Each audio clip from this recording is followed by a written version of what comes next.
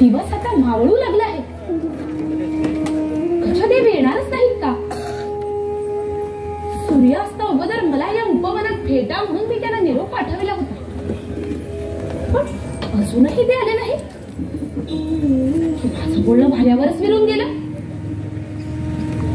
प्रवासाचं प्रस्थान ठेवल्यावर अशाच एका उपवनात ते मला म्हणाले होते,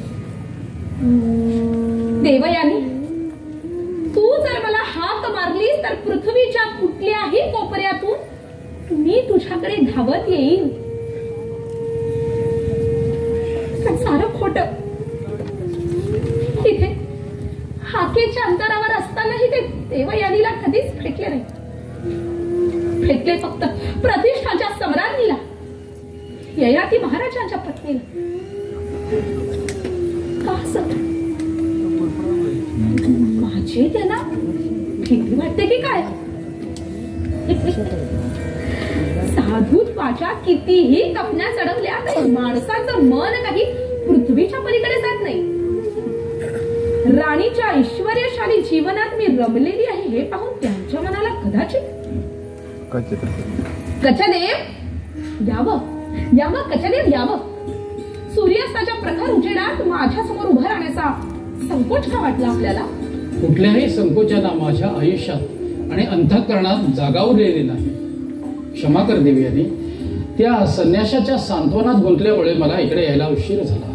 म्हणजे देवयानीपेक्षा त्या यक्षित संन्यासाचं कौतुक आपल्याला अधिक आहे. तो आजारी आहे. देवयानी आजारी असल्याची वार्ता मला कोणी सांगितली नाही. देवयानी आजारी नाही अथवा मरायलाही टेकलेली नाही. अगदी सहज बोलावलं हो आपल्याला. अतिशय आनंदाची वार्ता आहे. हा पेशा स्वीकारल्यापासून मनानं अथवा शरीरानं निकोप असल्या माणसाची भेट होणं फारच दुर्मिळ होऊन बसलं आहे. देवयानी, तुला एक विचारू का? हो हो, खुशाल विचारा. तू सुखात आहेस ना? कशाकरता विचारत आहे? दुसरं काही बोलायला सुचत नाही म्हणून माझ्या सुखाचा आपल्याशी कुठं संबंध येतो का? हो, येतो. तू सुखात आहेस असं समजलं तर मला फार समाधान वाटेल. त्या प्रश्नाचं खरं उत्तर ऐकण्याची तुमची तयारी आहे? हो आहे. तू सुखात नाहीस हे उत्तर ऐकायला ही माझी तयारी आहे. नव्हे, तेच उत्तर तुम्हाला हवं आहे.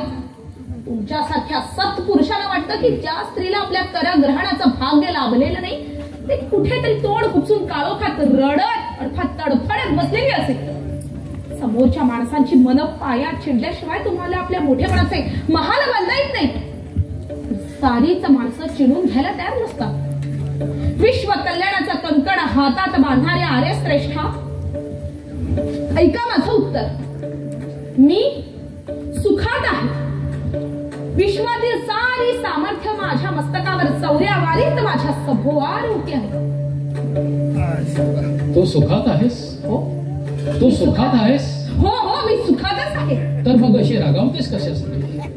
माझ्यावरचा तुझा राग अजूनही गेला नाही? तुमचा राग धरणारी देवयानी कधीच नाही. ज्या दिवशी तुम्ही माझ्याकडे मागे वळून न पाहता आश्रमातून निघून गेला त्याच दिवशी आता तुमच्या समोर उभी आहे ती प्रतिष्ठानची सम्राज्ञी. माझ्या या नवीन रूपाचं विस्मरण होऊ देऊ नका कच्छदेव.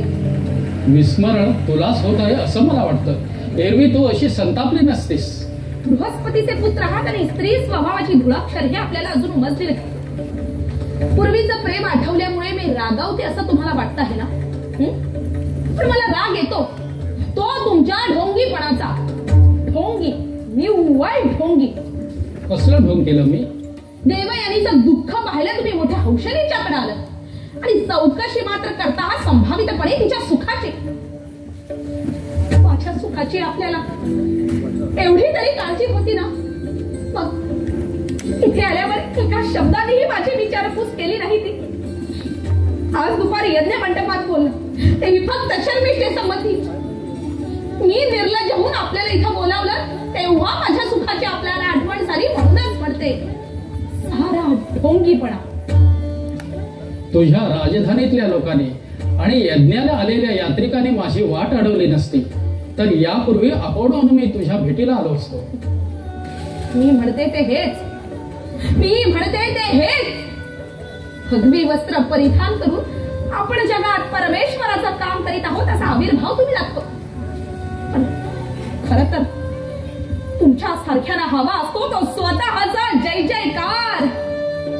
मूर्खांनी आणि भ्रष्टांनी केलेला, कान जयघोषासाठी चटावलेले, गळे पुष्पमाळांसाठी हपापलेले आणि शब्द मूर्खांच्या समुदायावर सत्ता गाजावी तडफसलेले. देव, तुमच्या मोठेपणाची किंमत मला कवडी इतकी वाटत नाही. किमान त्या मोठेपणाची मिरवणूक माझ्या समोर काढू नका. देवयानी, माझी मोठी पंचायत करते आहेस तू. मी मोठा आहे असं म्हणून सांगितलं तर तू म्हणणार हा पहा तुमचा गर्व, आणि मी मोठा नाही पण लोक माझ्यावर मोठेपणाचा वृथा आरोप करतात असं सांगितलंस तर तू म्हणशील ही पहा तुमची ढोंगी नम्रता. देवी, स्वतः पटलेल्या आणि आवडलेल्या मार्गाला जाणारा मी एक साधा संन्यासी आहे. मला कोणी मोठं मानलं तरी त्याचा संकोच नाही, कोणी क्षुद्र लेखलं तरी त्याचा विषाद नाही. गळ्यात पडणारे हार आणि छातीवर पडणारे धोंडे मी सारख्याच निर्लेप मनानं स्वीकारित आलो आहे. मी माना ना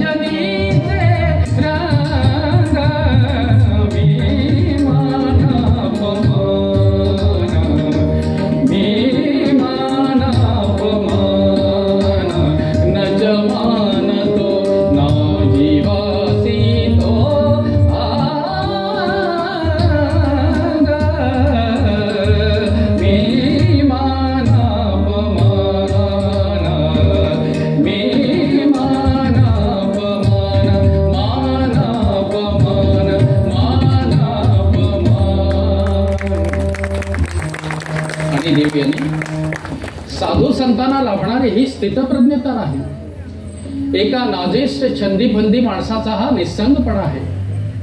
या अगोदर मी तुझ्याकडे आलो नाही हे माझं चुकलं, हे मला मान्य आहे. पण या घटनेपूर्वी तू तरी देवयानी म्हणून माझ्याशी बोललीस का? आपल्या अधिकाराचा आणि वैभवाचा डौल दाखविण्यातच तू गुंगून गेली होतीस.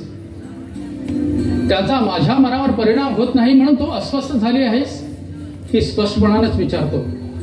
आयुष्यातील एक सुवर्ण संधी तुझ्याशी लग्न करण्याची मी चुकवली याबद्दल मला अजूनही पश्चाताप होत नाही म्हणून तू प्रक्षुब्ध झाली आहेस. तुम्हाला काय वाटतं याची मला तिळमात्र किंमत नाही.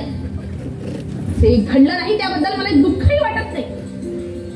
एवढंच मी जाणते की धर्मशाळा हाच ज्याचा राजवाडा आणि भिक्षेची जोडी हेच त्याचे राज, अशा बैराग्याची बायको होण्यासाठी माझा जन्म झालेला नाही. जे झालं तेच फार चांगलं झालं. हे ऐकून मला खरोखरच अत्यंत समाधान वाटतं. तुझं उत्तर हत्यार परजित आणि लढाईचे पवित्र घेत आलेलं असलं तरी मला हवं असलेलं उत्तर आहे. तू सुखात आहेस हे पाहून मला अत्यंत समाधान वाटतं. सूर्यास्त झाला, मला जायला हवं. हे नगर सोडण्यापूर्वी पुन्हा एकदा भेटेन तुला. जातो मी.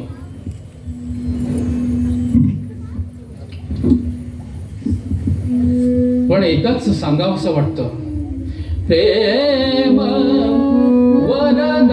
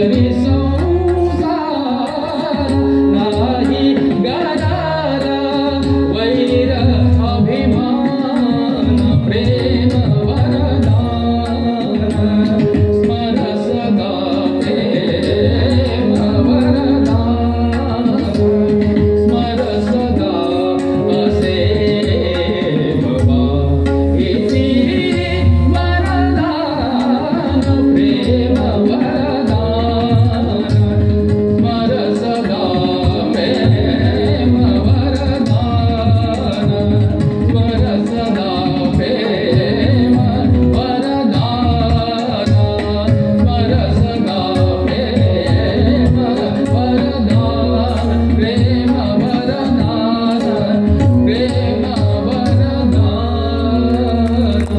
येतो मी खजेदेव, शंकर थांबा. का खजेदेव, खजेदेव, ते मला फार टाकून बोलले हो.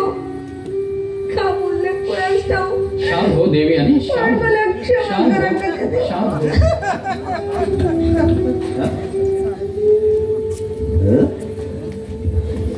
हे काय चाललं होतं? काय चाललं? हे कोण दोन प्राणी रे? कोण दोन प्राणी? महाराज जरा जपून बोला. हे प्राणी नाही आहेत, हं? आपल्या परिचयाचे दोन थोर माणसं आहेत. कसं ना? म्हणजे प्राणीच नाही. महाराज माणूस थोर असो, लहान असो, श्रीमंत असो, गरीब असो, दुर्गुणी असो, सद्गुणी असो, एवढे ते प्राणीच प्राणीच. महाराज तसं म्हणाल तर आपण सगळेजण प्राणीच आहोत. सहज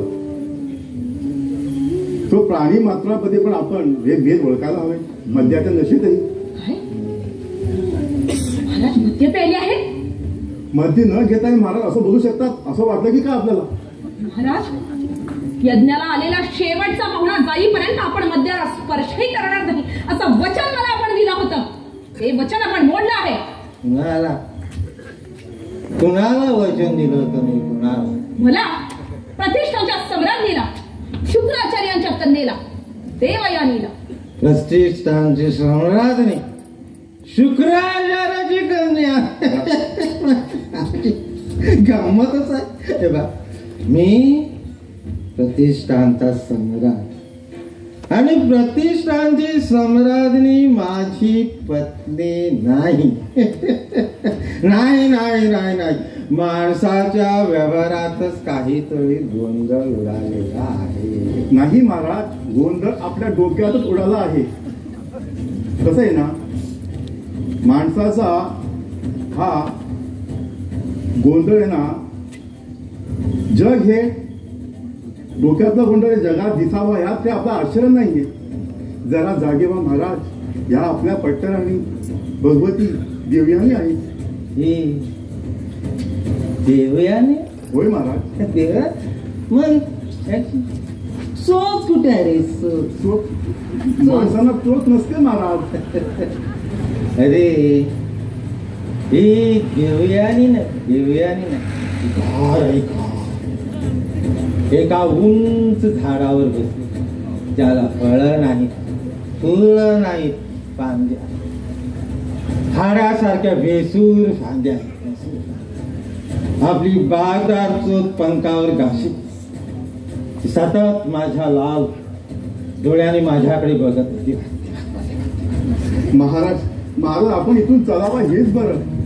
तरी मी सांगत होतो की बाहेर पडण्याआधी एक फुलपात्रभर थंड पाणी डोक्यावर ओतून घ्या म्हणून. आपण भगवतीला झाड म्हणालात. थोड्या वेळाने मला पोपट किंवा कावळा देखील म्हणतो. अरे तू कावळाच आहे रे बाबा, जन्मभर कावळाच आहे. पण ही देवयानी आहे. ही घार नाही बरं का, घार नाही.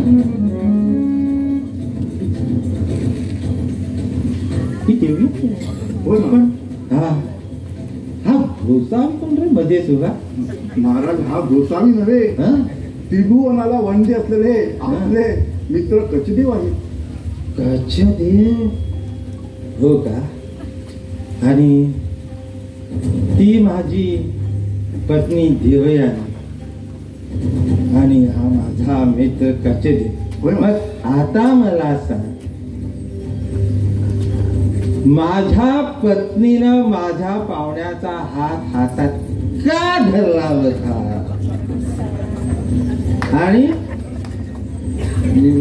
माझ्या पाहुण्यानं तिच्या खांद्यावर असा हात का टाकला होता? नाही, मी म्हणतो तेच माणसाच्या व्यवहारातच काहीतरी गोंधळ उडालेला आहे. काय चाललं होतं? काय ययाती महाराज, आपण खरंच का मला ओळखत नाही?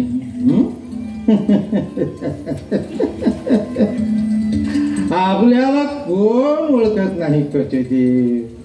सारं जग तुम्हाला ओळखत. आम्हाला फक्त आमचे हुजरे ओळखतात. तुम्हाला आमचे हुजरे ओळखतात. आम्ही देखील ओळखतो. राजवाड्याचे महाराजे तुम्हाला ओळखतात. रस्त्यावरचे महाराजे तुम्हाला ओळखतात. थोडक्यात काय, तुम्हाला न ओळखणारा प्राणी करंटा.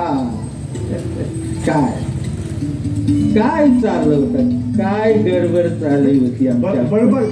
महाराजांना बडबड म्हणायचं होतं. मद्याच्या नशेमुळे थोडी शब्दांची गडबड झाली. आपण ते मनावर घेऊ नये. तू मध्ये मध्ये बडबड करू नकोस. मला गडबडच म्हणायचं होतं. मद्य घेतला तरी मला शब्दाचे भेद मला ओळखता येतात. आता हे बघा, मी जे करतो आहे ना,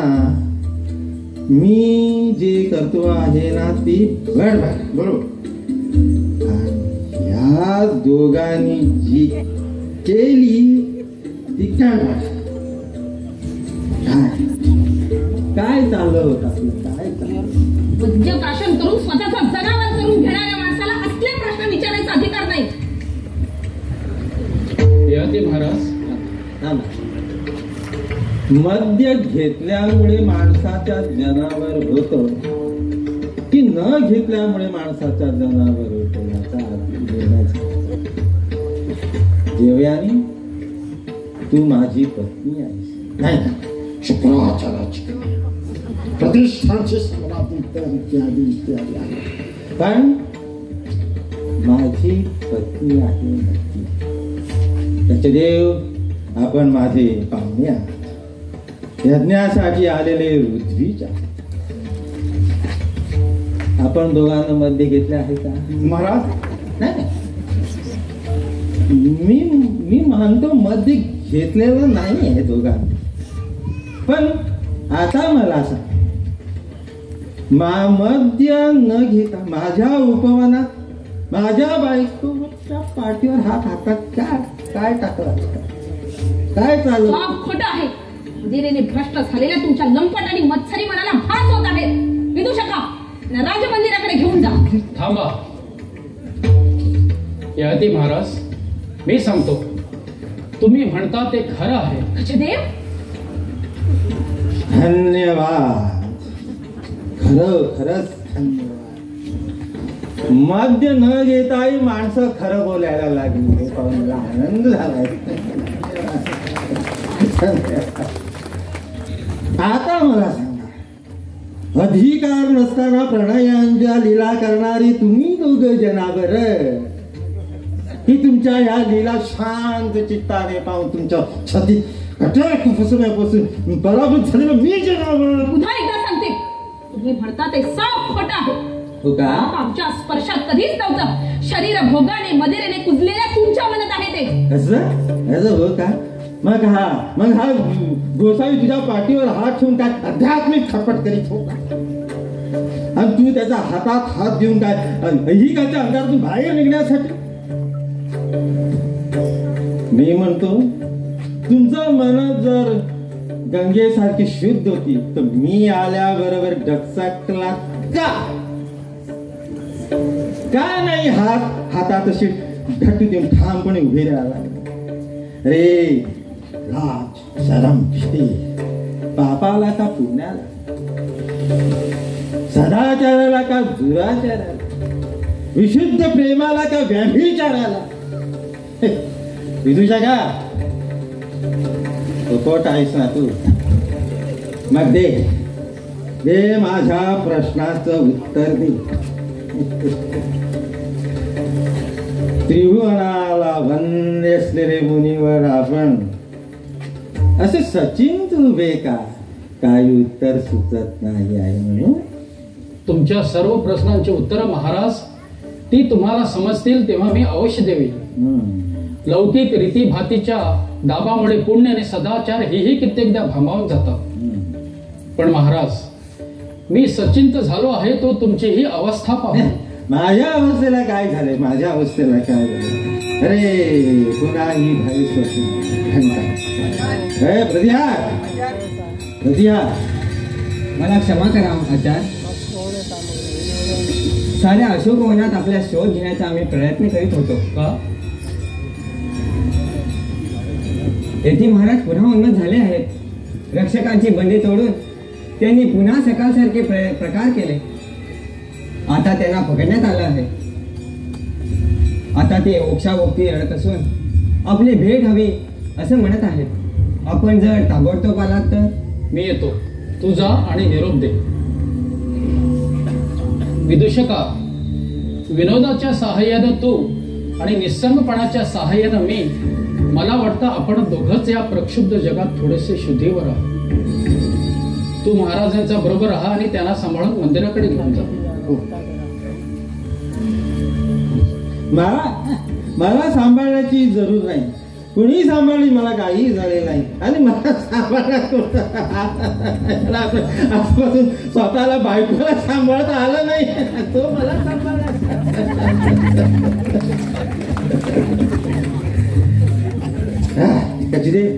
ते काही नाही. मला त्या सिंहासनाची काढी मात्र ही किंमत नाही. जिला म्हणावं ते घेऊन टाकून का देवयानीच्या शब्दात हात नाही. मी सगळं सोडून द्यायला तयार, राज द्यायला तयार. घेऊन टाक म्हणावं त्याला. पण मी नाही. ते काल झालं नाही, ते आजही होणार नाही, काल रात्री होणार नाही. देवयानी, यतीला राज देण्याची आवश्यकताच नाही. यतीनं फक्त आत्म्याचं अस्तित्व मानलं आणि शरीराचा अधिक्षेप केला. ते शरीर त्याच्यावर आता सूड उगवित आहे. राज देणं हा त्याच्या व्याधीवर उपाय नाही. शरीराचे सर्व व्यवहार आत्मिक व्यवहार इतकेच शुद्ध आणि आवश्यक असतात हे त्याला मनोमन समजायला हवं आहे. आणि यती महाराज, क्षमा करा. मला वाटतं तुम्ही दुसऱ्या टोकाला जात आहात. तुम्ही सिंहासन सोडायला तयार झालात ते कशासाठी? भावाच्या प्रेमासाठी? कर्तव्याच्या जाणीवेनं? तुम्ही उदार आणि कर्तव्यशील आहात हे मी जाणतो, पण तुमच्या सिद्धतेचं कारण वेगळं आहे. मदिरेच्या कैफात आणि स्त्रियांच्या सहवासात आपल्या आयुष्याचं साफल्य तुम्ही शोधू लागला आहात. म्हणून सिंहासन, राज्य, सत्ता या गोष्टी तुमच्या लेखी कवडी मोल झाल्या आहेत. मदिरेचा पेला आणि मदालसेचा ओठ सतत आपल्या ओठाशी असावा म्हणून बंधमुक्त होण्यासाठी ही तुमची धडपड आहे. हे औदार्य नाही, ही शरीराची पूजा आहे. सिंहासन म्हणजे केवळ उपभोग आहे असं तुम्ही मानता? नाही. तसं तुम्ही मानलं असतं तर दश दिशांत तुमची कीर्ती पसरलीच नसते. सिंहासनाचं रूपांतर कामांधाच्या पलंगात करणारे राजे काही कमी नसतात, पण तुम्ही वेगळे होता. पण आता मात्र तुम्ही शरीर हाच परमधर्म आहे असं मानून आत्म्याची हत्या करू लागला आहात. मध्य आणि मंचक हे आक्षेपार्ह नाहीत. आक्षेपार्ह आहे तो आत्म्याचा वध करणारा त्यांचा अमानुष अतिरेक. शरीर मारणं जितकं विघातक तितकंच आत्मा मारणंही. पहिल्याचे दुष्परिणाम यतीच्या बाबतीत पराकुटीला गेले आहेत आणि दुसऱ्याचे दुष्परिणाम तुमच्या जीवनात आत्ताच प्रगट होऊ लागले आहेत. हीच वेळ आहे स्वतःला सांभाळण्याची. तुम्हाला उपदेश करण्याचा अधिकार मला नाही. केवळ मित्र म्हणून सांगतो, सावध व्हा. तुमच्यासाठीही अशा घंटा वाजू नयेत अशी मनपूर्वक इच्छा आहे माझी. जातो मी. क्षणभर थांबा. नाही देवयानी, तो यती मला हाक मारतो आहे. मला त्याच्याकडे जायला हवं.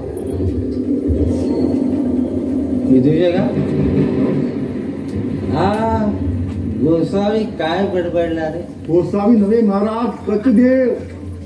हा क्षमा क्षमा करा. कच्च देव हा कच्च देव काय बडबडणार. वाळत घातलेला एकेरी लुगड्यासारखा लांब लचक काहीतरी सांग. काय काय म्हणायचं होतं त्याला. आपला आत्मा जागृत करा असं सांगून गेलंय. आत्मा जागृत करा. अरे माझ्या बायकोची प्रेम चेष्टा करताना याचा आत्मा जागृत होता का. आधी स्वतःचे आत्मे जागृत कर म्हणून मग इतरांचे. काय रे माझ्या पट्टराणीच्या पाठीवर तुषार माझ्या उपवनात माझ्या पट्टराणीच्या पाठीवर काय काय चाललं. पुन्हा ते शब्द उच्चारला तर महाराज पट्टराणीचा अधिकार चालून तुम्हालाही शासन केल्याशिवाय मी राहायची नाही. तुमचं आश्रमात असताना काहीतरी झालं होतं म्हणून माझ्या कानावर आलं.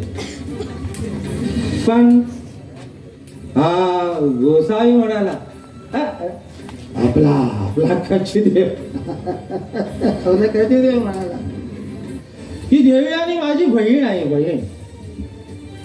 बहीण भावांना मिठी मारली तर मला काही हरकत नाही. जगात कुणी कुणाला मिठी मारली तर मी हरकत घेणार नाही. पण कुणी कुणाची फसवणूक करू नये हाच माझा आग्रह. तुम्हाला काही वाटते ते म्हणा. मला त्याची तीळ मात्र किंमत नाही. जाताना फक्त एकच बजावून सांगते जरा सावध होऊन ऐका.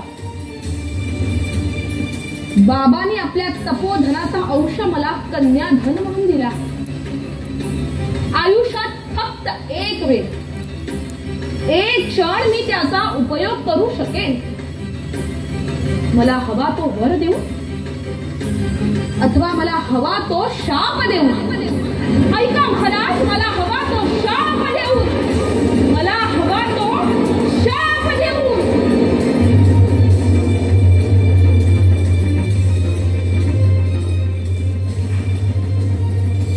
विदूषका ही घाण नाहीये नागिन आहे नागिन. ताता काळकुटाचं विष ठेवून बेसावक जगात वावरणारी नागिन आहे. ताताची विषाचा चोटा तेव्हा बाहेर टाकीन आणि माझा सर्वनाश करीन. महाराज आपण इथून जावं हेच बरं. माझा आता मध्याचा कैद उतरलेला आहे. अरे मध्याचं कशा ज्या शरीर भोगाच्या मी हात बुडून गेलो होतो तोही आता उतरलेला आहे. म्हणजे महाराज आपला आत्मा आता जागृत होऊ लागलाय. हो माझा आत्मा आता जागृत झाला आहे. जे करायचं होतं ते मी आज करणार आहे. कदाचित देवयानीनं माझ्या शिरावर मृत्यूची अब्दागिरी ठेवली म्हणून असेलही. पण आता मी जागृत झालो. तू माझा मित्र आहे ना. होय महाराज. पण माझं एक काम करशील. देवयानी हे भयानक रूप पाहिलं ना तेव्हाच माझं मध्य उतरलेलं आहे. तू आताच्या आता राज्य पुरोहिताकडे जा आणि वेळ न लावता मध्यरात उलटण्यापूर्वी सापडतो मूर्त शोधून काढ आणि लग्नाची सर्व सिद्धता करून टाक. महाराज खरोखरच आपली नशा उतरली आहेत ना. देवयानीचं रूप पाहिलं ना हे भयंकर तेव्हाच सांगितलं ना. पण महाराज लग्न कोणाचं लावायचं आहे ह्याचा खुलासा झाला तर बरं होईल. कारण मला आता लग्न करायचं नाही. राजपुरी तर वृद्धापा काळामुळे अशा पलीकडे गेलेत आणि तुमचं लग्न झालेलं आहे. माझं लग्न झालेलं आहे. अशा स्त्री तो अगोदरच विवाहित होती. महाराज अजूनही विचार करा. तरी म्हणत होतो ते फुलपात्रभर थंड पाणी डोक्यावर ओतून घ्या म्हणून. देव्यानी अगोदरच विवाहित. कच्ची देवास काय अगोदर विवाहित होती. शरीराने नव्हे तर मनात. देव्यानीनं कच्ची देवाचा हात धरला तेव्हा मी पाहिलं. सर्व अंगावर निखारा शोधणारा त्याच्या दृष्टीतून अक्षरशः चांदण्याचा थारा वाहत होता. आपलं जखमी मनाचं सांत्वन करण्यासाठी पण माझ्या शिवासनाचे लग्न केलं. आणि आता माझ्या शिरावर मृत्यूची अब्दागी ठेवून, मृत्यूचा खड्ग ठेवून ते शिवासनाचं मान घातण्याचा कायम तिने निर्धार केला आहे. पण आता मी जागृत झालो. आता मला कसलीही भीती नाही. मी आता शर्मिष्ठेशी विवाह केला. महाराज, आजच्या आज विवाह करी. आपण दासीला पटराणी करणं? अरे वेड्या, ती दासी नाही, ती राजकन्या आहे. राजकन्या.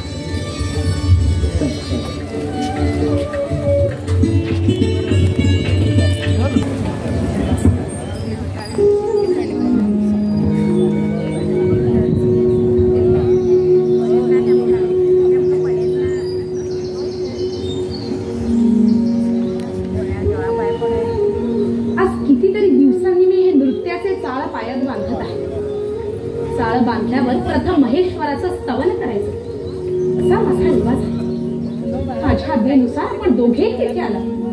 अतिशय आनंद वाटला. पूजा संपेपर्यंत थांबावं लागलं याची क्षमा करावी उभयतांनी. देवी, ही उपचाराची भाषा कशासाठी? तुमचं आणि माझं नातं आज ठरवायचं आहे. जे कालपर्यंत होतं ते आज नाही, आणि उद्या काय हे अद्याप ठरायचं आहे.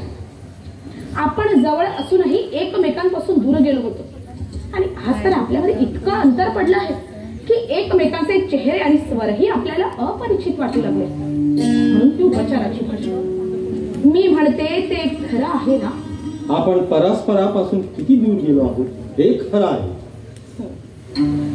माझ्या प्रश्नाचा आशय वेगळा आहे. मी आणि तुम्ही किती दूर गेलात हा माझा प्रश्न नाही.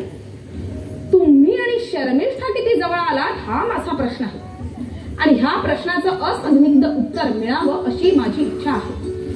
स्त्री आणि पुरुष मनानं आणि शरीरानं जितके जवळ येऊ शकतात तितके आम्ही दोघं जवळ आलो आहोत. ते आलं कानावर माझ्या. म्हणूनच मी आपल्याला इथंच बोलावलं. आपण शर्मिष्ठेशी विवाहबद्ध झाला आहात? हो. कुलदेवतेच्या मंदिरात आणि परमेश्वराच्या साक्षीनं आम्ही विवाहबद्ध झालो. जिच्याशी आपण विवाह केला आहे तिने आजन्म माझ्या दासीपणाचा स्वीकार केला आहे हे माहित आहे ना आपल्याला? दास्य हे दासाच्या मनातून निर्माण झालेलं असतं. जेव्हा तिला समजलं की ती तुझी दासी नाही, तेव्हाच ती तुझ्या दासीपणातून ती मुक्त झाली. आणि मला दिलेल्या वचनातून आपण स्वतः कोणत्या क्षणी मुक्त झाला? तुझं माझ्यावर तीळ मात्र ही प्रेम नाही असं मला समजलं त्या क्षणी. चकलात महाराज, चकलात. माझ्याविषयी आपण जे सांगताय ते खरं असेल अथवा नसेलही, आणि हा दानव कन्येनं आपल्याला धूर्तपणे चखवलं यात मात्र शंका नाही. बायकांची मन फक्त बायकांना समजतात. त्यातून एखाद्या लंपट पुरुषाशी गाठ पडली रे पडली की त्याच्या मनातील ओल्या शांडूला हवा तसा आकार देणं हा सुंदर आणि धूर्त स्त्रियांच्या हाताचा केवळ मळ आहे. म्हणून म्हणते हे नाटक, निव्वळ नाटक.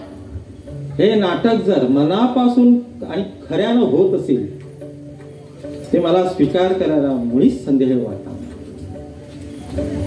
पण काल सारा भ्रमनिराश.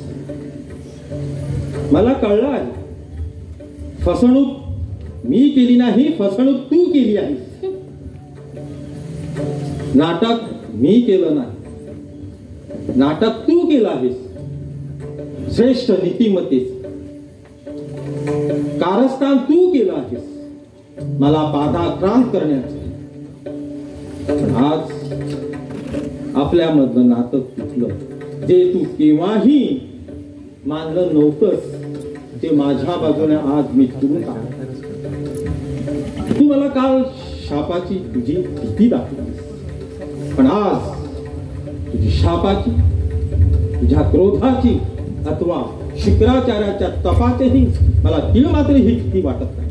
मी आज निर्भय झालो आहे. महाराज, भगवतीच्या सामर्थ्याची आपणास पुरेशी कल्पना नाही, तेव्हा माझ्यासाठी आपण हे साहस करू नये. माझं म्हणणं ऐकावं महाराज. मी कुणासाठीही हो म्हणणार नाही. मी जाग आलेल्या माझ्या आत्म्याची मागणी आहे. जागायचे असेल तर विवेकाच्या आदेशानुसार जगेन, नाहीतर मी सुखानं मरून जाईन. देवी, जे सांगायचं होतं मी सांगितलेलं आहे. आता आम्हाला द्यायची अनुज्ञा आहे. आणखी थोडा वेळ बसा. मी आपल्याला सांगितलं होतं, एक स्त्री जे सहन करू शकेल ते मी करेन. आपण दिलेलं शासन मी पत्कारीत आहे. अपराध असो वा नसो, मी पराभूत झाले आणि पराभूत होण्या इतका दुसरा कोणताही अपराध नाही. शर्मिष्ठला जागा करून देण्यासाठी मी सिंहासनावरून उठायला तयार आहे. आपल्या करुणेची अथवा दयेची मला तिळमात्र आवश्यकता नाही. अहो, मी हे रागाने बोलते असं नाही, खरंच नाही. कुबेरावर संकट जरी आलं ना तरी त्याचं निवारण भिक्षेकरेच्या झोळीतील मुठभर तांदूळानं होत नाही. आपल्या दयेची अथवा करुणेची मला गरज नाही. आणखी एक प्रश्न विचारते, त्याचं फक्त उत्तर हवंय मला. कोणता प्रश्न? नीट ऐका हा. मी गर्भवती आहे. बाबांच्या आशीर्वादानं मी पुत्रवती होईल अशी माझी खात्री आहे. माझा पराभव तो माझ्या गर्भात असलेल्या पुत्राचा पराभव होऊ नये. नहुष महाराजांचं स्मरण करू. ह्या शिवाच्या मूर्ती समोर आपण मला वचन द्यावं की युवराज पद माझ्या पुत्राला, फक्त माझ्याच पुत्राला अर्पण केलं जाईल. पट्टराणीचं पद मी सोडायला तयार आहे, पण माझा मुलगा मात्र प्रतिष्ठांचा सम्राट व्हायला हवा. आपण हे मान्य करणार आहात? नाही. तुझं हे मागणं मान्य करणं म्हणजे शर्मिष्ठेची वंचना करणं हे. मग तिच्या राणीपदाचा काहीच अर्थ उरणार नाही. मी तिची असं फसवणूक कधीच करणार नाही. महाराज, महाराज, माझ्या गळ्याची शपथ आहे आपणाला. भगवती मागतात ते वचन त्यांना आपण निश्चित द्यावं. त्या वडील आहेत. युवराज पदाचा अधिकार त्यांच्या मुलालाच मिळाला पाहिजे. नाही, कालत्रीही नाही. नाही नाही, कालत्रीही नाही. ठीक आहे. आणखी थोडा वेळ माझ्या बरोबर आपण कैलासनाथाची पूजा करावी. देवयानीची एक एवढी मागणी तरी आपण मान्य करावी. करा करा पूजेला सुरुवात. फार आभारी आहे आपण. अरे विदूषका, आलास? मग राणीचं नृत्य तू कधी पाहिलं होतंस का रे? नाही, पाहायची इच्छा नाही.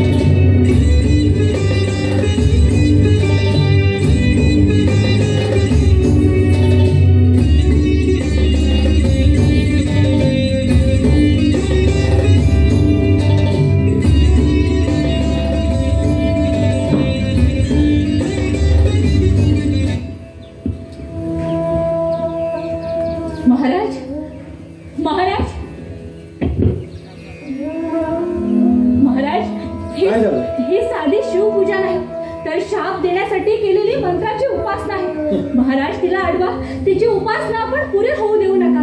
वेळी आहेस ती असं काही करणार नाही महाराज, तिला पहा, तिची पूजा आता आटोपती झाली आहे. ती फणा काढणारी नागिणीसारखी उठत आहे. तिची चर्या यमासारखी कठोर झाली आहे. तिच्या नेत्राचे निखारे झाले आहेत. विदूषका तू जा आणि मला माहिती.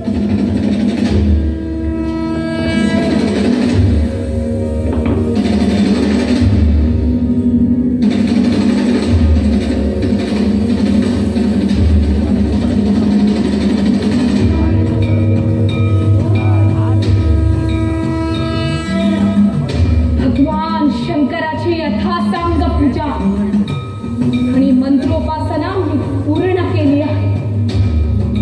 उमा महेश्वराचा वरदहस्त माझ्या मस्तकावर आहे. शुक्राचार्यांचा तपोबल माझ्या अंगात प्रविष्ट झालं. हा क्षणी राजा तुझं शरीरच नव्हे,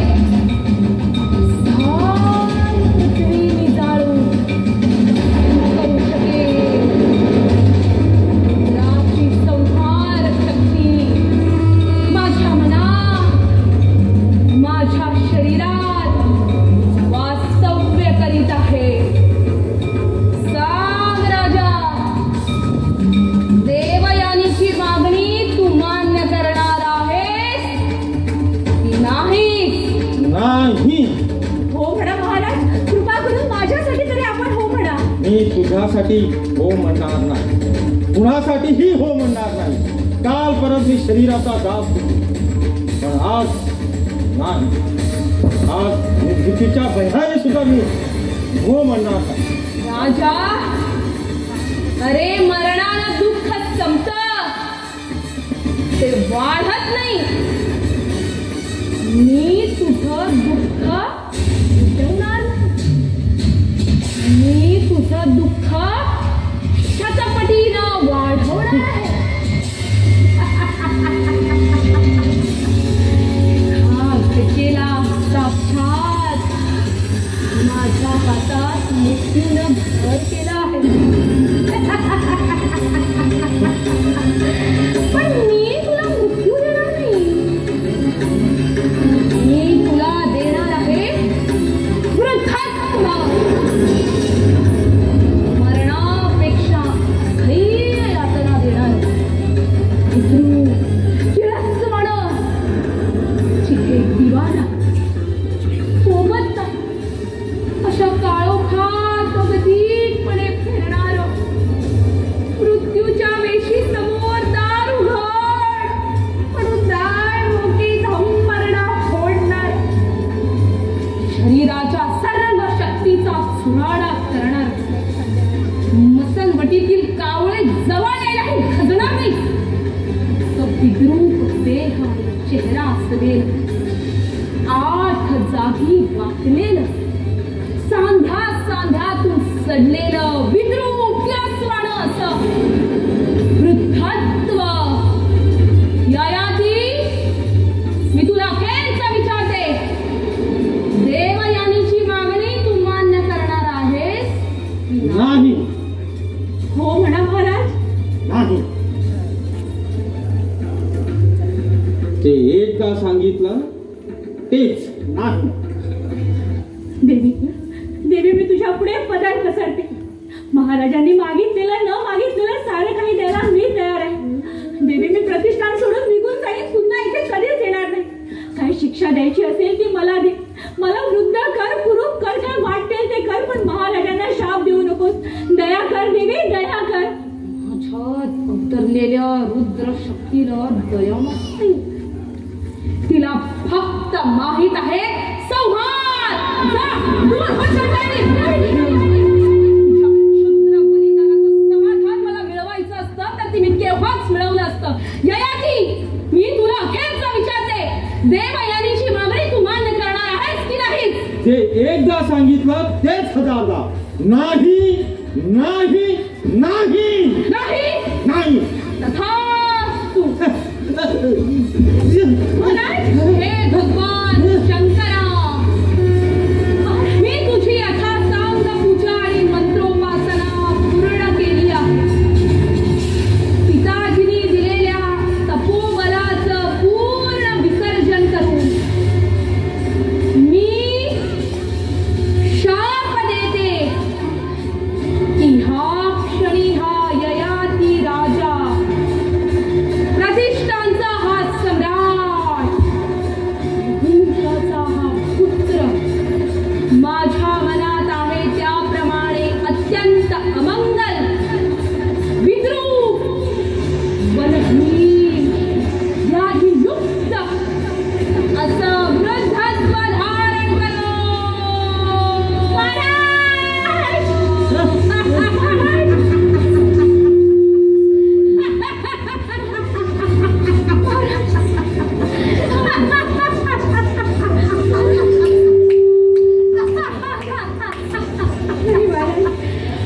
संपला.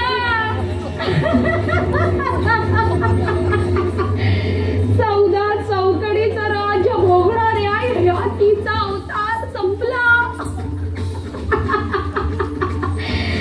रोगाने ग्रासलेल्या वृद्धत्वाने तो आपाद मस्तक विद्रूप झाला. आता कोण जाणार आहे त्याच्याजवळ? मी जाईन चांडाळी, मी जाईन. अगं जा.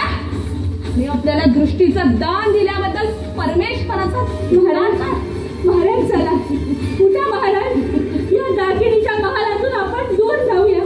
महाराज तुम्ही कसेही असा वृद्ध कुरूप, पण माझे आहात. मी जीवनाच्या अंतापर्यंत तुम्हाला कधीच अंत देणार नाही. महाराज चला महाराज.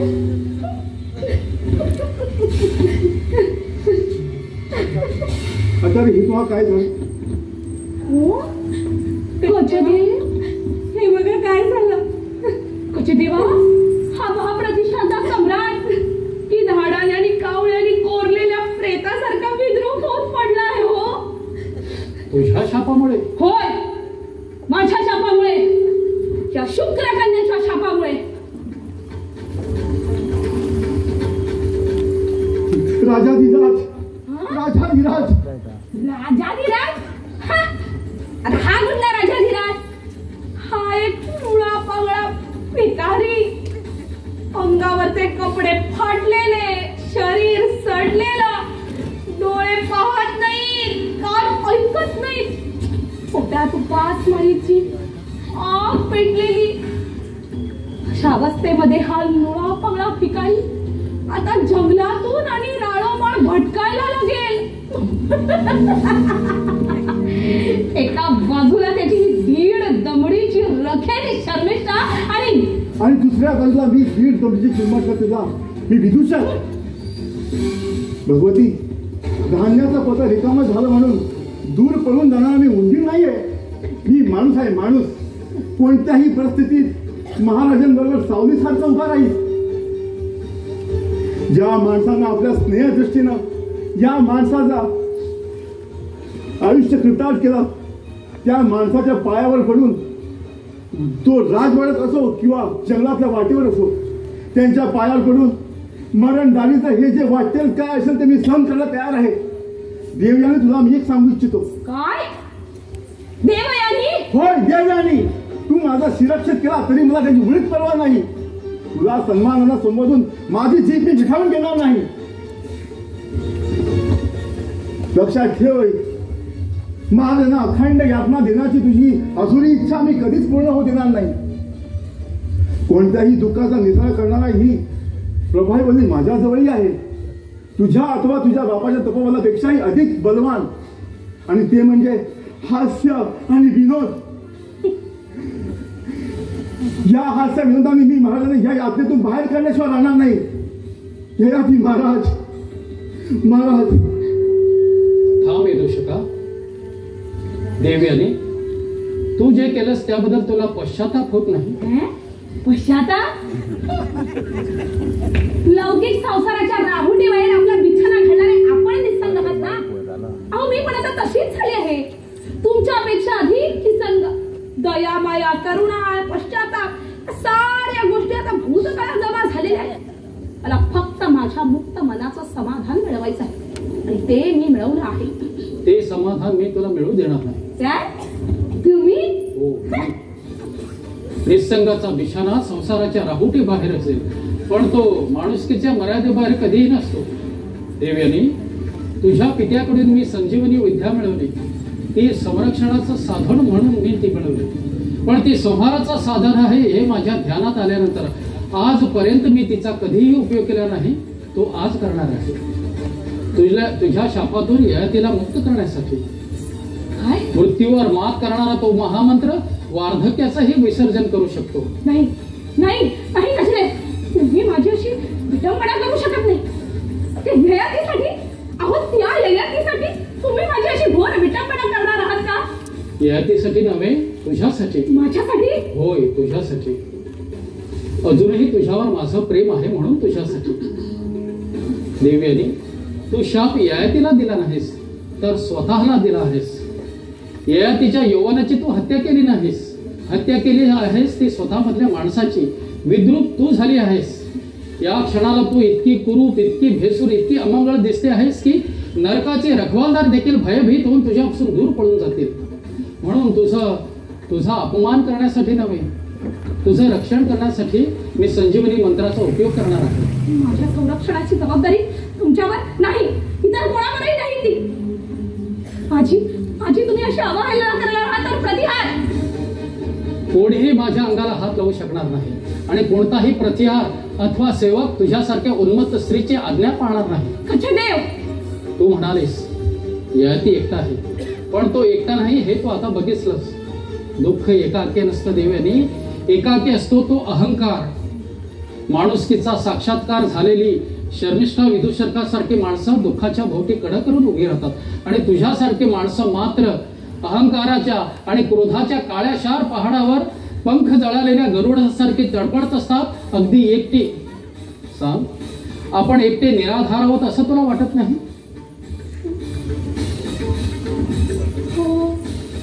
हो, मला वाटत आहे. कोणत्याही दुःखापेक्षा हे दुःख मोठं आहे. त्यातून तुला मुक्त करण्याचा मी प्रयत्न करणार आहे. देव्यानी, तू कितीही म्हटलंस तरी तुझं आणि माझं नातं कधीही तुटणार नाही. जीवनाच्या मार्गावर स्वच्छंदानं भ्रमण करताना मी अनेक देवळांच्या दाराशी उभा राहिलो. अनेक माणसांची आणि कल्पनांची भक्तीनं उपासना केली. पण जेव्हा भावानं मी प्रेम केलं देव्यानी, फक्त तुझ्यावर, फक्त तुझ्यावर. या क्षणी तुमचा मला क्रोध हवा आहे. माझ्या क्रोधावर कुणाचा तरी क्रोध आदरावा आणि त्यातून निघणाऱ्या ठिणग्यांचा माझ्यावर पाऊस पडावा.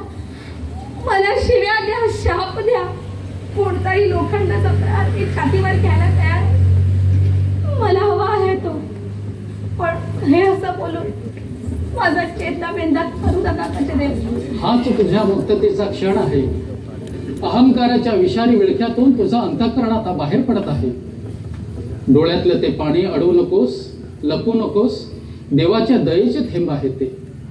मान उचलून माझ्याकडे पहा. बघ, मगाचं तुझं अमंगळ रूप आता नाहीसं झालं आहे. आश्रम वनाच्या लताकुंजातून निसर्गाच्या एखाद्या प्रसन्न शक्तीप्रमाणे संचार करणारी पूर्वीची ती देव्यानी मला समोर दिसत आहे. हो, मला आता उमजलंय. सहूकडून चेंगळणारे काळोखाचे चिरे आता हलके हलके दूर व्हायला लागले. समोरचा तो लाल सोनेरी उजेड मला दिसू लागला आहे. कचदेवा,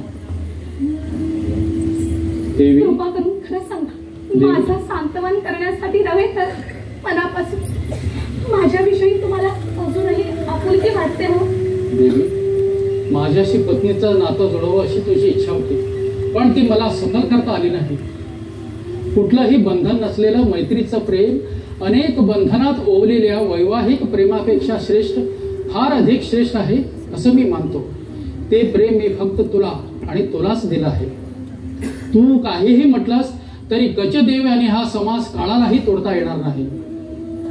हे नातं तू मनपूर्वक स्वीकारलं असतंस तर ययातीबरोबर तुला सुखानं संसार करता आला असा, पण तसं घडलं नाही.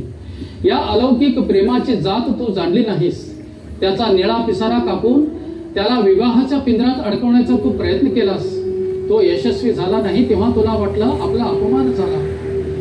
आधीच उग्र असलेला तुझा स्वभाव दुखावला, जखमी झाला. त्यानं तुझ्या अवघ्या जीवनावरती स्वामित्वाचं निशाण लावलं.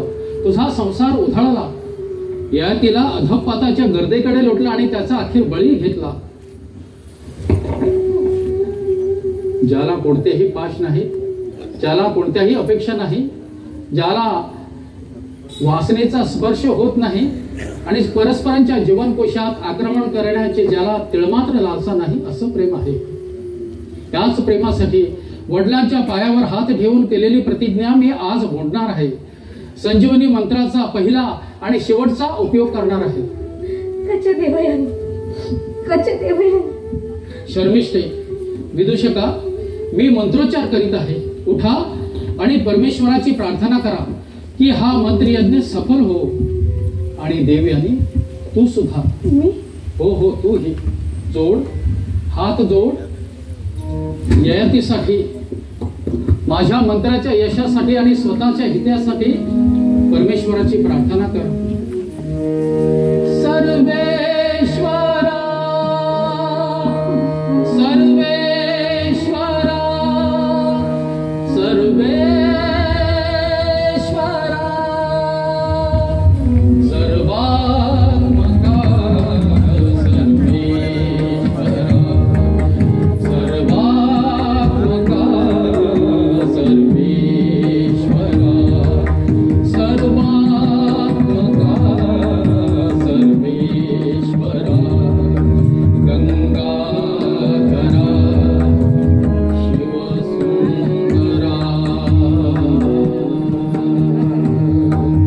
गंगाधरा, शिवसुंदरा, गंगाधरा, शिवसुंदरा, गंगाधरा, शिवसुंदरा. जे जे जगी जगते दया, जे जे जगी जगते दया, माझे म्हणा करुणा करा, माझे म्हणा करुणा करा. सर्वात्मका, सर्वेश्वरा, सर्वात्मका, सर्वेश्वरा.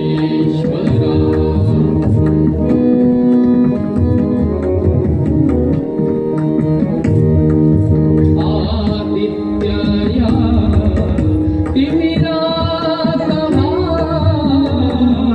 आदित्यया तिमिरातमा, आदित्यया तिमिरातमा,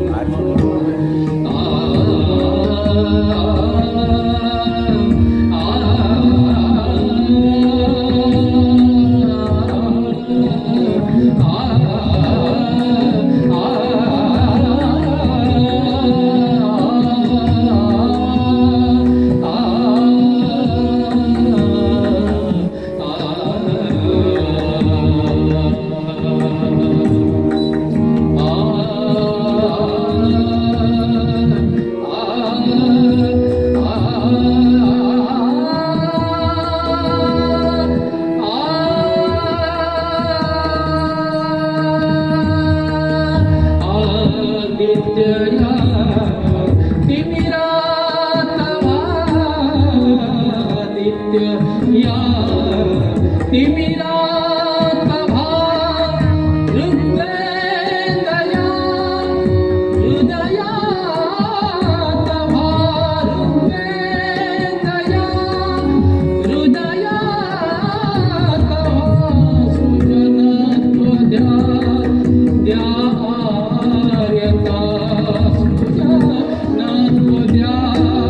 द्या आर्यता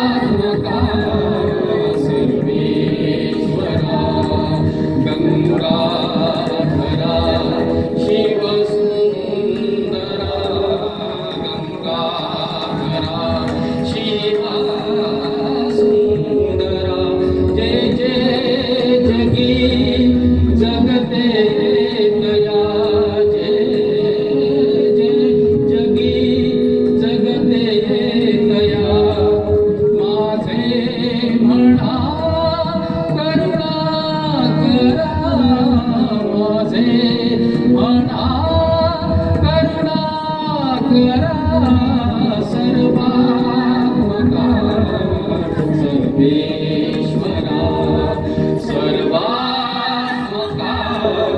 सर्वेश्वरा सर्वेश्वरा सर्वेश्वरा.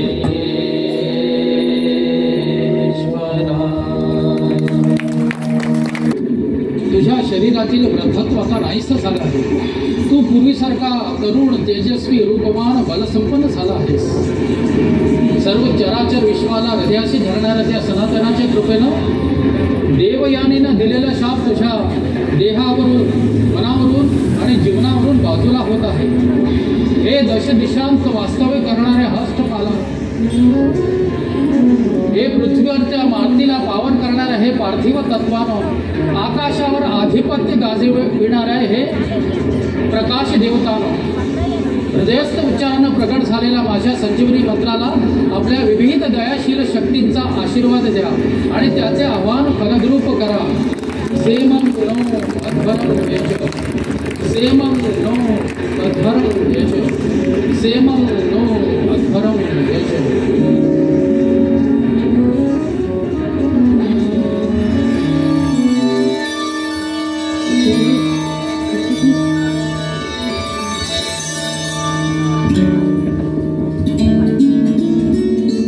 कमनिशेचा सरला कमनिशेचा सरला कमनिशेचा सरला